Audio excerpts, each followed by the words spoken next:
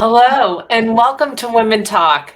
I'm Beth Badalino, CEO and founder of Healthy Women, and your host of Women Talk. Healthy Women launched Women Talk as part of a live webinar series to bring together healthcare providers and patients to connect about their health. Now more than ever, we know how important health education is in sharing our health journey. We are so proud to present current and up-to-date information brought directly to you from guests who are top healthcare providers, researchers, experts, and leading professionals in their fields. At Healthy Women, we bring your authentic, engaging, and personal stories from women for women. On this episode of Women Talk, we're going to be discussing the importance of access to contraception. And this week, we're so proud to welcome our guests, Mara Gandal-Powers, Director of Birth Control Access and Senior Counsel at the National Women's Law Center, and Dr. Shawana Moore, who is one of our Healthy Women's Advisory Council members and an assistant professor and the director of Women's Health Gender-Related Nurse Practitioner Program at Thomas Jefferson University's Jefferson College of Nursing, and the board chair of the Nurse Practitioner of Women's Health. They are going to guide us in a discussion about the barriers women are facing when they try to get the contraception to which they are legally entitled, as well as how women can advocate for themselves and what healthcare providers can do to help. So let's jump in. Welcome, ladies. Thank you so much, Beth. Thank you. Mara, I'm going to start with you. Can you give us some background on the issue and how did we get here? Yeah. I'm so glad to be here talking about this with you all today. I think the three of us know, and many in the audience probably know, that access to birth control is so critical for people's health, their economic security, their bodily autonomy. And so I think with this, it's important to just dive in sort of from the beginning with the Affordable Care Act, right? Congress enacted the Affordable Care Act back in 2010. Some people may be familiar with it as the healthcare law or Obamacare. But when they were doing that, members were looking at what was going to be required to be covered, and particularly looking at preventive care, right? Like services that help prevent costs down the road and help people achieve their health goals. And the initial list of services that was proposed was good, but there wasn't a set of services specific to women. And we know that women are more likely to postpone their own care when they're taking care of other family members and when they have to make choices about who gets care in their family when money is tight, right? If you have to pay a $15 copay, you probably are going to get your kid's vaccination or their annual checkup and not your own care, right? Oh, true. So, including coverage of preventive care for women without out-of-pocket costs really was a way of ensuring the ACA met women's health needs. Members of Congress added a section called the Women's Preventive Services Amendment to the ACA, and that was specifically intended to include family planning. And since then, we've seen the ACA has really been a game changer when it comes to birth control. Before that, the healthcare law, out-of-pocket costs were a real barrier to birth control for many people. Mm-hmm. But the ACA requires health plans to cover all FDA-approved methods of birth control without out-of-pocket costs. And as I was saying, cost barriers are not a minor problem. We know that $5, $10 can be the difference between getting the care you need or having to delay or forgo care entirely. And polling has shown that this is particularly an issue for folks who already face barriers to care. 1 in 3 Latina women and 4 in 10 Black women of reproductive age report that they could not afford to pay more than $10 for contraception. So, coverage without any out-of-pocket costs, which the ACA requires, is really a game changer. And we know that the law requires coverage of all FDA-approved methods of birth control. And I think what's really fantastic here is that the government has said that actually means all methods. They do really mean lots of different types: IUDs, pills, patches, rings, emergency contraceptives, even sterilization is included. And the goal here is to ensure that people can get the method that is right for them, that works for them without a cost barrier. And since you hold up for just a second, Mara, because I think that's a really big important point, right? What's right for them and what is written by their healthcare provider, right? Like that's okay. Exactly. Yeah. And the federal government has been very clear on this. The law requires plans to cover the specific birth control that you decide on with your healthcare provider. And they're supposed to have a process. They call it like an exceptions process to make that work, even if your plan otherwise would charge cost sharing for the specific product. And the bottom line is, if your plan is governed by the ACA, your birth control and everything that goes with it should be covered without out-of-pocket costs. And when it works, it's really fantastic. But we know that the Law Center has heard many reports from folks that their plans are not complying with the law. And when it doesn't work, that, as I said, those cost barriers can cause people to delay or forego care. We have documented some trends. We hear from folks on our hotline, and we can talk more about that a little later. But some trends that we see among plans not complying are plans that deny coverage of the specific birth control someone needs without having an exceptions process in place. We hear about plans charging people for services associated with their birth control. So the conversation you have with your healthcare provider, that counseling appointment should be covered. If you're getting, an IUD, the insertion, the follow-up appointment, those should be covered without cost sharing. And we also hear particularly about newer FDA-approved methods and products that plans aren't covering. Right. And, when plans don't comply, it just exacerbates the existing inequities in our healthcare system, right? We know that the burden of cost sharing is going to impact people who are already facing barriers to healthcare differently. And when we think about access to the newest technologies, that's really troublesome. What plans are doing is impacting who and who is not able to access these latest developments. Thank you so much. And I just think, because our audience is consumer audience, I just want to tease out a couple things that you said that I think are so important. And cost sharing is when there's a shared cost, right? So the healthcare provider writes a prescription, and then you go to get it filled, and you're still responsible. So say it's $20, but your health insurance will pay $10, and then me as the consumer, I'm still I need to pay $10 in order to get that. And you're saying to us that under the Affordable Care Act, this all should be free. And so many consumers are not aware of that. And so we just end up paying it without knowing our legal rights right now. Yeah, I think there's some folks who don't know about it. And unfortunately, there are some plans that are bad actors here, right? There's some health insurance companies that aren't complying. I think, the only thing you should have to open your wallet for when you're getting birth control is to show someone your health insurance card at this point. That's really... you shouldn't have to take any cash out. Okay. I'm gonna now transition over to Shawana. And Shawana, can you help explain for us why it's so important that women have access to the contraceptive method of their choice rather than the one their insurance provider decides that they can have? Yes, I think that's a really, really important question. And I just want to give just some overview, high level, quick facts about contraception from more of a global perspective. So about 1.9 billion women of reproductive age, so that's between the ages of 15 and 49, are present worldwide. Of them, about 1.1 billion are in need of family planning or contraceptive services. Of that, 842 million of those women use a contraceptive method. Wow. And from that, 270 million lack access to contraception. So that's a huge, huge gap and an area of opportunity. So when we think about contraception and access and deciding what's best for patients, it's important for that patient to be a part of that discussion when that is occurring. Every woman is different. So not one birth control method is going to be ideal for any one person. I have patients who come into the health center all the time and ask me, well, what do you think is best for me? I hear this, that my cousin or my aunt or my mom uses contraception and it worked great for them. So do you think this will be a great choice for me? And I always say, well, let's go over your medical history. Let's go over your future fertility plans.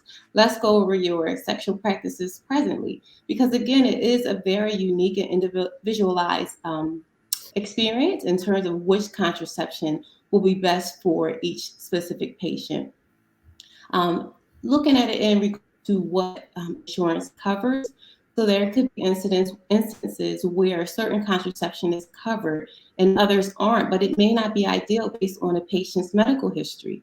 So as a healthcare provider, knowing this information, I wouldn't recommend that contraception method to that patient because medically it is not appropriate, or their sexual practices places them at risk for failure of use properly. So it wouldn't be ideal. So I think it has to be a very unique and patient-driven decision.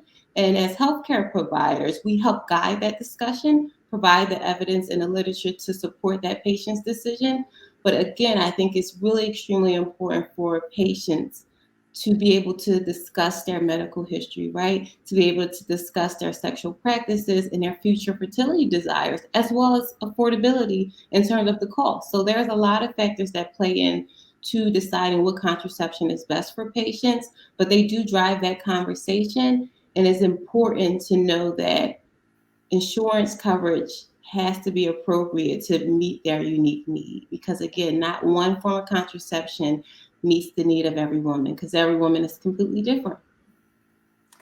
Completely different. And I'm just thinking about when I first started contraception, and the great thing is there's so many options right now that are available to women. And I love the way that you pulled this all together. It's really the conversation and understanding the patient, and one size, as we all know, does not fit all. So thank you for that perspective. And Mara, I'm going to jump back to you.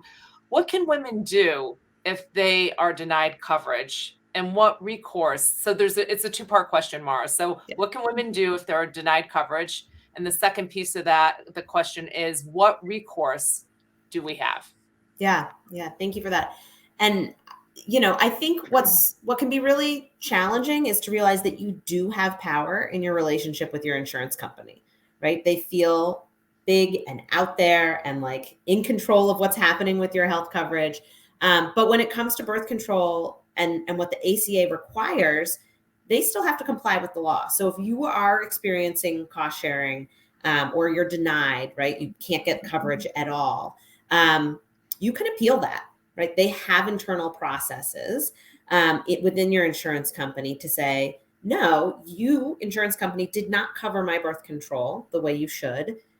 I demand that you rectify that. And one of the things that we do at the National Women's Law Center is help people understand what their rights are, both under the ACA and just as a consumer to appeal coverage denials. We have a hotline, as I mentioned, it's called Cover Her. And the website is www.coverher.org. And on that website, we can, and through talking with our staff, people can figure out, okay, does the ACA apply to my health insurance? If it does, is what my plan is doing allowable? If it's not, how do I go down the path of filing this appeal? And that can be really both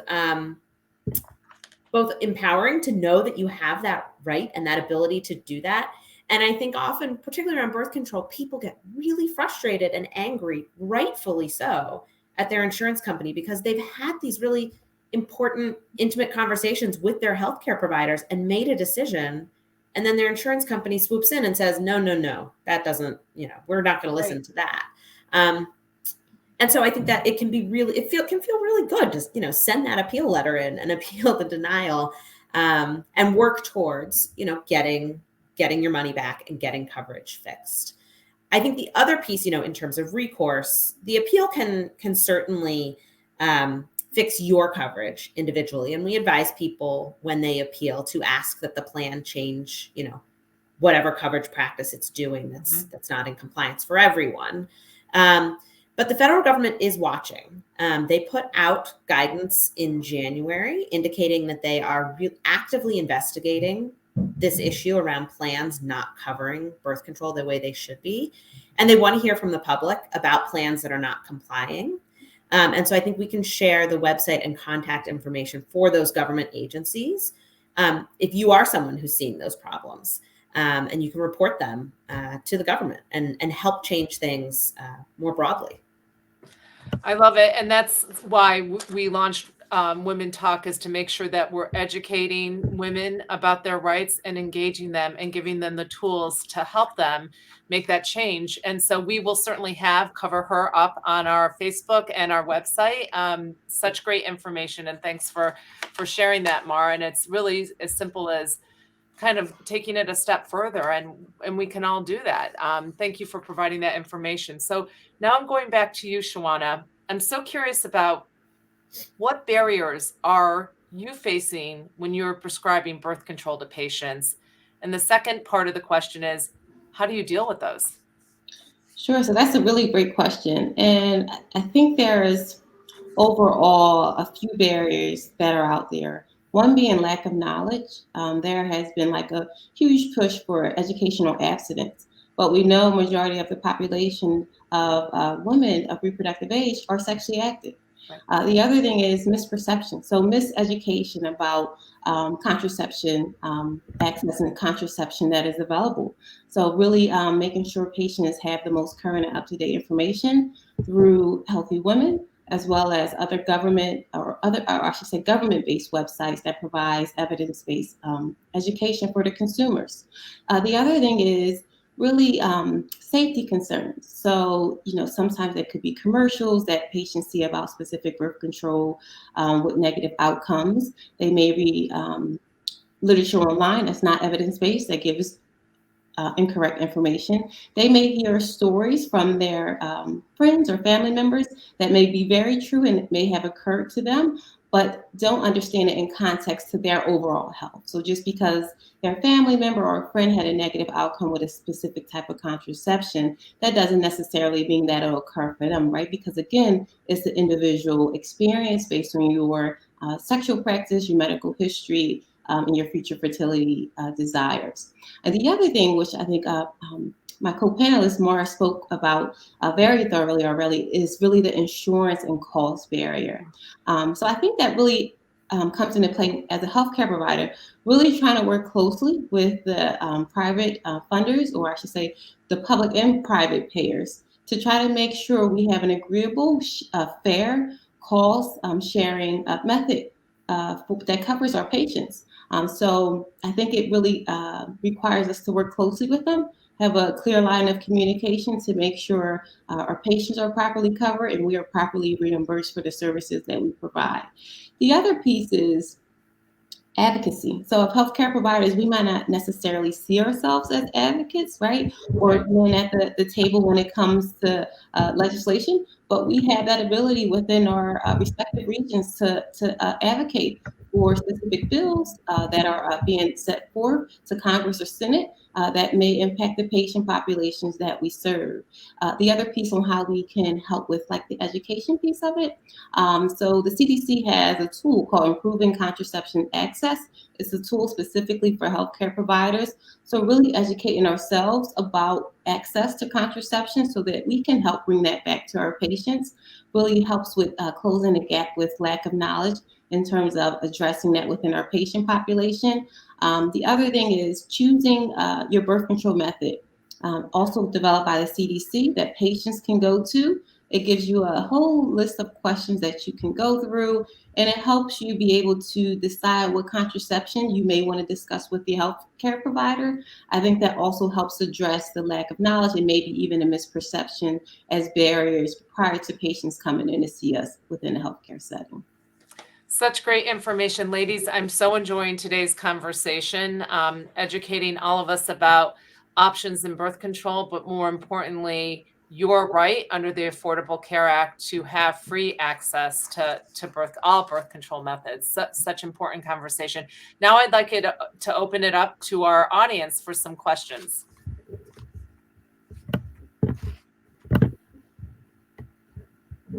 So, first question, is there something women can do to help? Who wants to take that one on?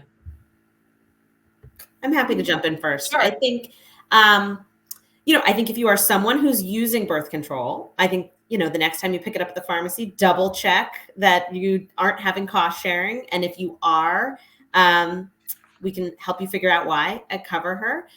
If you're not someone who's using birth control, I think don't be afraid to talk about it with the people you know and love who probably are still using birth control or starting to use birth control, and making sure they know what their rights are, right? Like, I often think about, this went into effect 10 years ago. There's a whole bunch of people who weren't using birth control, weren't old enough to use birth control or need birth control when it went into effect. They don't know anything other than the ACA, and may not know if they switch jobs, get a new plan, there's $5, they might not think much of it. But if $5 isn't a lot for you, there is someone out there on your plan who $5 really matters for. No, great. Thank you for that. Next question. What is the impact on women's health if their access to the contraception that works best for them is delayed or denied? Shawana, you want to take that one? Yes, please. I'd love to take that question. So I think the other thing is that I didn't speak to is there are non-contraceptive benefits to contraception, right? So when women aren't given access to contraception that works best for them, they may be at risk for gynecological disorders such as ovarian cancer, endometrial cancer as well. The other thing, if women suffer from painful menstrual periods or abnormal uterine bleeding, contraception can be very helpful in those regards as well. So denying them or delaying them access really places them at risk for other conditions outside of having a pregnancy, right? So the other piece is when you deny contraception access or access to one that a woman is best fit for, you place them at risk for pregnancy or undesired pregnancy, which may lead to maternal morbidities, so negative pregnancy outcomes, or even maternal death, which we call maternal mortality.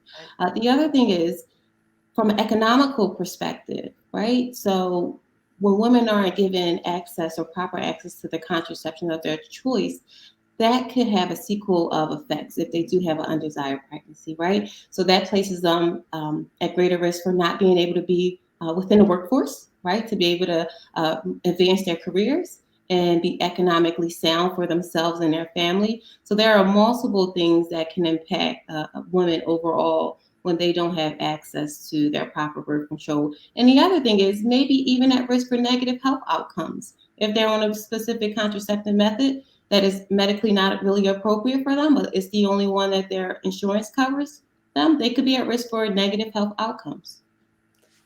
Thank you so much for such a great response. Next question. Does the Affordable Care Act require coverage for all contraceptive options with a no-cost copay, or only a limited number of options in each category of contraception? Mara, you want to take that one? Yeah, happy to.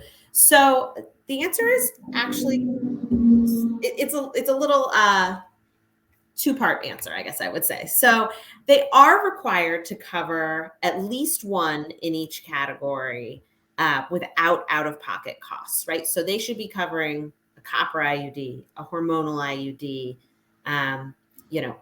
extended the 3-month pills, progestin-only pills, rings, patches, the gamut. They should be covering at least one in each.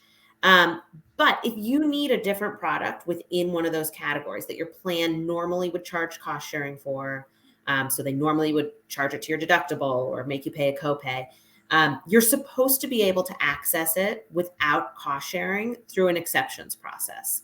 And that is, if you and your provider decide on it, you should be able to access it without cost sharing. So your plan may have their formulary, and the formulary works probably for most people on your plan. But if you've picked a different product, you should be able to get something different, even if it's not the one covered in that category. Thank you. Thank you for that answer.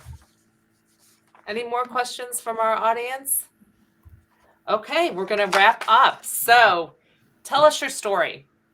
Thank you, everyone, for these thoughtful questions. And now I'd like to ask something of our audience. If you've ever been denied contraception coverage, please tell us your story. We'd love to hear from you. And we're going to be putting a link up in our Facebook page that you can link right to and share your story. And that we also have a hub on our website, our contraception hub, and which has all the information you need to know about contraceptive access. Again, you can share your story through that hub as well. Thank you all so much for being here today and for being such an attentive and engaged audience. And remember, Cover Her is a great resource to go to for more information on contraception access and what to do if you're not covered. Again, join us on March 23rd at 12 p.m. for our next episode of Women Talk, Best Life in Midlife with Patricia Garrity. We look forward to seeing you then. Have a great day. And thank you again for joining Healthy Women on Women Talk. Thanks for joining us for another episode of Women Talk. Stay tuned for more Healthy Women live events at www.healthywomen.org. You can also follow us at Healthy Women on Facebook, Twitter, YouTube, or LinkedIn, or follow us on Instagram at healthywomen.org. We'll see you next time.